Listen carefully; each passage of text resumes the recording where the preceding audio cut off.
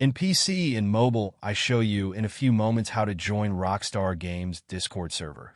For this, we will start with the way in PC, since we are here, and then I will explain you how we can do it also in mobiles. To do this, click on the Discover icon that we can see in the lower left corner of our application.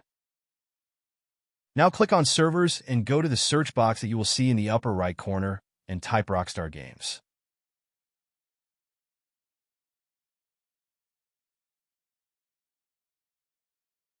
Now click on the server we are looking for, and then click on the Join button at the top of our Discord application.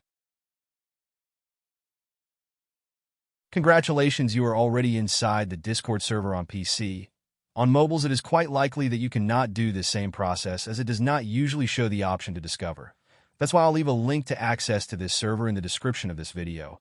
Simply access the description and click on it, and thereby automatically access the Discord server without doing anything else.